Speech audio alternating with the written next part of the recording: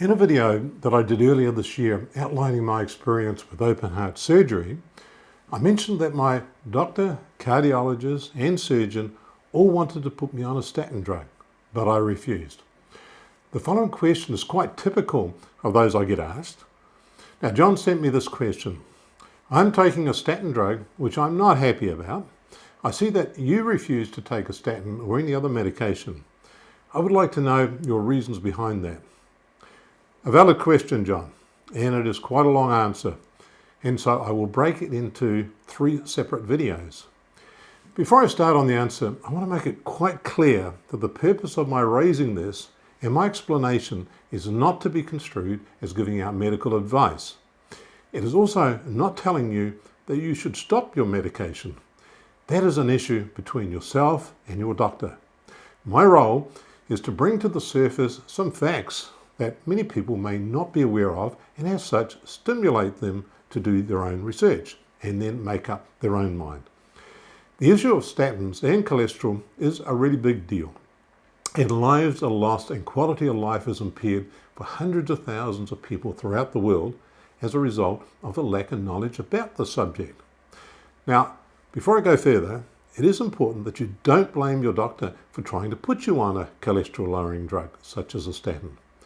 Doctors are busy people, and most of them do not have time to do independent studies about a particular medication.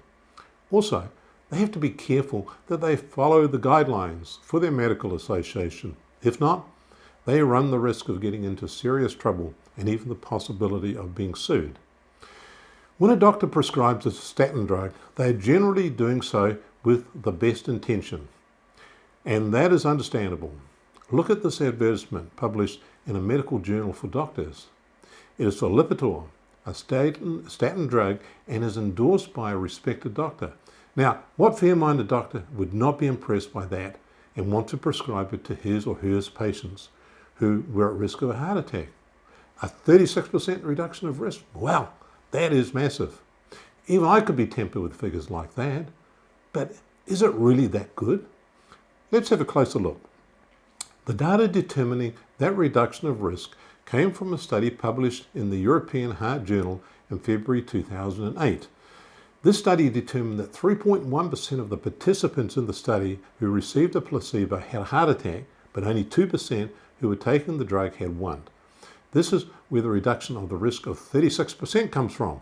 Now, if a doctor hasn't done the research and conveys that to a patient, they'll be rushing to get a prescription. But if the doctor and the patient has dug into the study a bit further, it is not so exciting because the reduction in risk in absolute terms is much less, like 1.1%.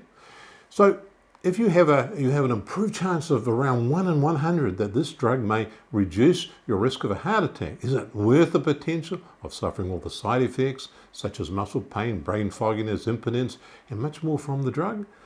The risk of side effects are downplayed. I will tell you how this is done in my next video. As a parting thought for today, consider this. Although the risk of an actual heart attack was less in the study, the overwhelming majority of studies on statins show that there is no overall improvement in mortality, which is really the key at the end of the day. More about this interesting subject shortly.